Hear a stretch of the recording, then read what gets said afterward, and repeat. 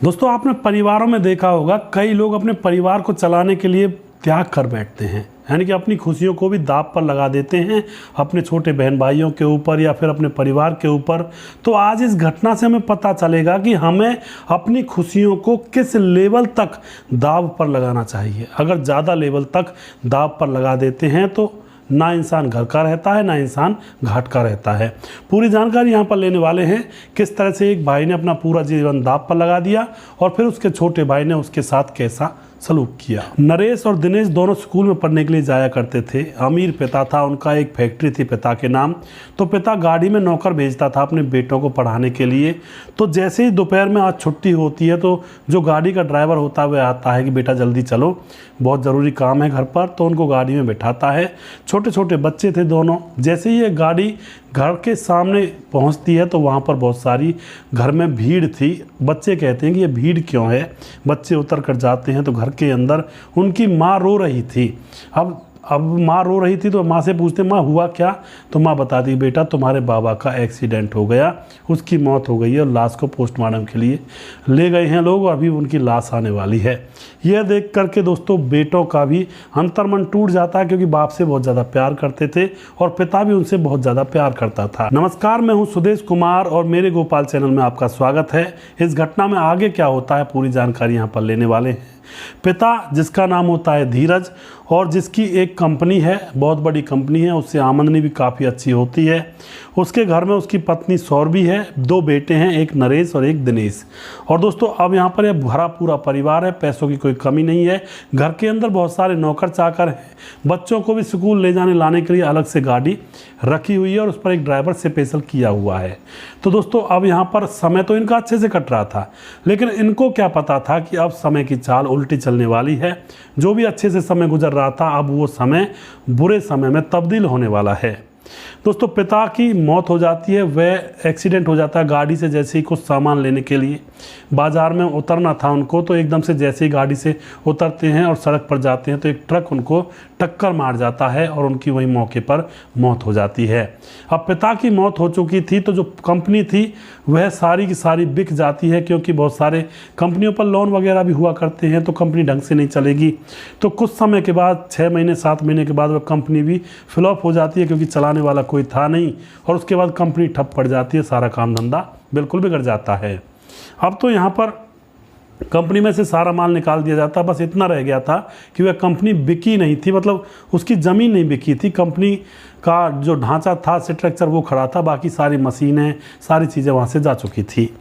अब तो पैसों की बहुत ज़्यादा तंगी होती है। स्कूल में भरने के लिए इनके पास फीस भी नहीं थी और जो माँ थी उन्होंने कभी मेहनत मजदूरी की नहीं थी, तो वह तो बचपन से ही मौज मस्ती में रही थी, मतलब ज़्यादा पैसों में रही थी। तो जो बड़ा भाई होता नरेश, वह अपने छोटे भाई का एडमिशन प्राइवेट स्कूल में करवा देता है और अपना एडमिशन सरकारी स्कूल में करवा लेता है। माँ कहती है बेटा तू ये क्या कर रहा है। वह कहता है कि नहीं, मेरे भाई को अच्छी नॉलेज मिलनी चाहिए, मैं तो अपना देख लूँगा, मेरा जो भी कुछ होगा। उसके बाद जो बड़ा भाई होता है नरेश, वह कुछ थोड़ी बहुत मेहनत मजदूरी भी किया करता और अपने भाई की फीस वगैरह भरा करता। और उसके मन में सपना यही था कि जिस तरह से मेरे पिता ने यह कंपनी उठाई थी, चलाई थी, इसी तरह से मैं भी अपने पिता की तरह इस कंपनी को बड़ा बनाऊंगा और इसको अच्छी तरह से चलाऊंगा। लेकिन अभी तो वह बच्चा था। इसी तरह से धीरे धीरे उनकी इंटर तक की पढ़ाई पूरी हो जाती है और उसके बाद जैसे ही बड़ा भाई नरेश धीरे धीरे कमा रहा था तो कंपनी में कुछ एक मशीनें वह लगा देता है, इधर उधर से कुछ कर्जा लेता है, कुछ चलाता है।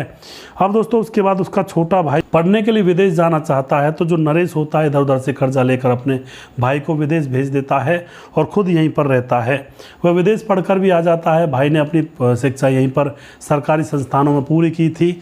उसके बाद दोस्तों नरेश की जो कंपनी है वो धीरे धीरे चलने लगती है, पैसों की आमदनी होने लगती है और जो उन्होंने कर्जा लिया था वह सारा कर्जा भी वह चुकता कर देता है कंपनी की वजह से। अब उसका भाई जब विदेश में पढ़ कर के वापस आता है तो आकर के अपने भाई से कहता है कि भाई मैं आईएएस की कोचिंग लेना चाहता हूं, मुझे अफसर बनना है। तो उसका जो भाई नरेश होता है उसका सारा खर्चा उठाकर उसको आईएएस की कोचिंग के लिए भेज देता है। और कुछ दिनों के बाद दोस्तों उसकी कोचिंग में मतलब अच्छी रैंक आती है जब एग्ज़ाम होता है और वह आईएएस अफसर बन जाता है। इधर नरेश की जो माँ होती है उसके पास नरेश के रिश्तों के लिए लड़कियां के रिश्ते आने लगते हैं, लेकिन नरेश मना कर देता है। माँ से कहता है कि माँ, अगर मैंने शादी करवा ली तो मेरा छोटा भाई अकेला पड़ जाएगा, क्योंकि ये औरतें जहर भर देती हैं अपने अपने पतियों के दिमाग में, तो मेरा घर उजड़ जाएगा। जो मैंने अपना बसाया है, जो मैंने मेहनत की है अपनी कंपनी को चलाने में, अपने घर को इतना ऊंचा उठाने में और अपने भाई को पढ़ाने में, अच्छी शिक्षा देने में। तो माँ भी उसकी बात को सोचती है। बहुत सारे रिश्ते आते हैं बड़े भाई नरेश के लिए, लेकिन वह अब रिश्तों से मना कर देता है, तो कुछ दिन के बाद रिश्ते आने भी बंद हो जाते हैं। अब तो यहाँ पर जो उसका भाई होता है, अफसर बन चुका था, उसकी पोस्टिंग बड़े शहर में थी, तो अब उसके भाई के लिए रिश्ते आने लगते हैं। अब जो बड़ा भाई होता है उसके पास बहुत सारे लड़कियों के, उसके छोटे भाई के लिए रिश्ते आने लगते हैं। तो वह अब अपने भाई के पास फ़ोन करता है और कहता है कि बेटा छोटे, अब शादी कर ले, अब तुम्हारी शादी की उम्र हो गई है। लेकिन जो भाई होता है पहले तो उसको ऐसे टालता रहता है। 1-2 साल गुजर जाते हैं, तो अब जैसे नरेश के पास एक और लड़की का रिश्ता आया था, तो वह अपने छोटे भाई के पास फ़ोन करता है कि तू शादी कर ले। लेकिन उसका छोटा भाई कहता है कि मैंने तो एक महिला अफसर ढूंढ रखी है भैया अपने लिए, उससे मैं प्यार करता हूँ, उसी से शादी करूँगा। तो नरेश कहता है ठीक है, तो उससे शादी कर ले। दोस्तों, इतने में ही नरेश की माँ की मौत हो जाती है और अभी तक किसी भी बेटे की शादी नहीं हुई थी, तो ये दोनों भाई अकेले से पड़ जाते हैं।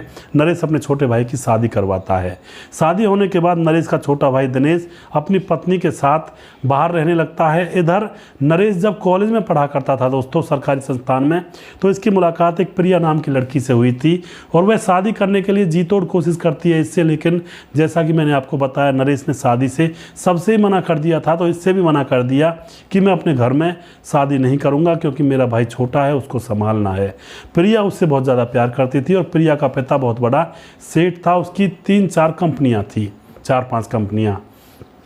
अब तो दोस्तों नरेश ने अपनी प्रिया जिससे प्यार करता था उससे भी मना कर दिया था। धीरे धीरे समय गुजरता है, तो अब छोटे भाई दिनेश की पत्नी दिनेश के कान भरने लगती है। घर नरेश अपने बिजनेस को आगे बढ़ा रहा था, बहुत सारी ज़मीनें खरीद ली थी उसने, लेकिन जो दिनेश होता है उसकी कान उसकी पत्नी भर देती है और कहती है कि अपने बड़े भाई की सारी प्रॉपर्टी अपने नाम करवा लो, वरना वह किसी को दान में दे देगा। अब तो यही बातें चलने लगती हैं और दिनेश कहता है कि भैया आप अपनी प्रॉपर्टी मेरे नाम कर दो, क्योंकि मुझे स्कूल खोलना है और जब वह मेरे नाम होगी ज़मीन तभी मुझे लोन मिल पाएगा। तो दोस्तों, जो ज़रूरी जगह थी उसको वह नाम करवा लेता है और कंपनी को भी बिकवा देता है स्कूल खोलने के लिए या फिर और चीज़ों के लिए। तो यहाँ पर नरेश कंपनी छोटी मोटी बची थी उसको चला रहा था। इधर दोस्तों, जब दिनेश ने सारी प्रॉपर्टी अपने नाम करवा ली, तो अब उसका फ़ोन भी नहीं मिलता है और एक दिन नरेश के पास नोटिस आता है कि इस कंपनी को भी आप खाली कर दीजिए। अब तो नरेश का ऊपर 7वां नीचे का नीचे रह जाता है। परेशान सा, बदहवास सा बाहर निकल जाता है, ताला लग जाता है और भाई के पास फ़ोन करता, भाई फ़ोन उठाता ही नहीं है। नरेश को खाना भी मिलना मुश्किल हो गया था। आस पड़ोस के लोग उसको खाना खिलाते हैं, वह बदहवास सा सड़कों पर घूमता रहता है। तो दोस्तों, अब वह शराब वगैरह पीने लगता है और शराब के नशे में पागल सा हो जाता है। एक दिन की बात है दोस्तों, पागल सा हुआ लोगों से भीख मांग रहा था शराब पीने के लिए। एक लड़की आकर रुकती है कार में और उसके सामने जाकर कहता है, बहन जी मुझे 50 रुपये दे दो। लेकिन दोस्तों, अगले ही क्षण वह लड़की उसकी तरफ देखती है, उसको पहचान लेती है। नरेश भी उसको पहचान लेता है कि यह तो प्रिया है, जो कि कॉलेज में उसकी गर्लफ्रेंड थी। प्रिया उसे देखती है कि तुम ऐसी हालत में कैसे हो।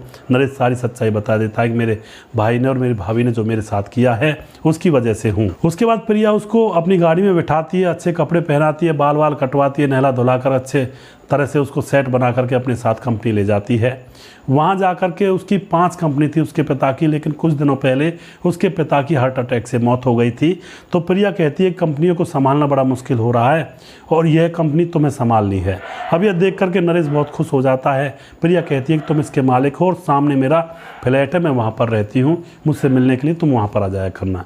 अब जो नरेश होता है वहाँ पर जी तोड़ मेहनत करता है और 5 कंपनियों की 10 कंपनी बना देता है।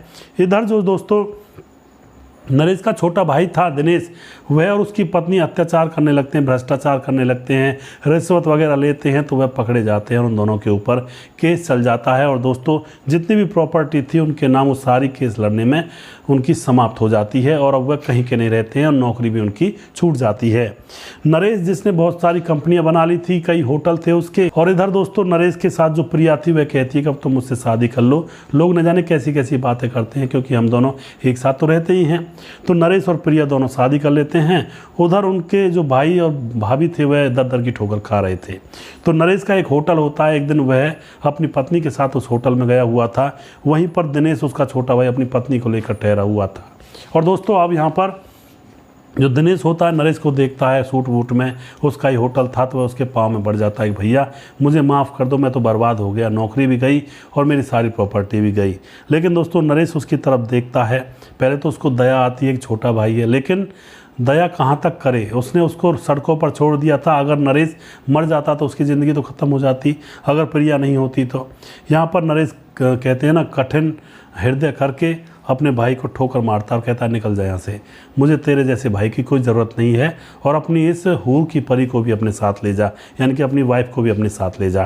तो दोस्तों उसका छोटा भाई गिड़गिड़ाता रहता, लेकिन नरेश बिल्कुल भी उसको एक्सेप्ट नहीं करता है और उन दोनों को वहाँ से भगा देता है।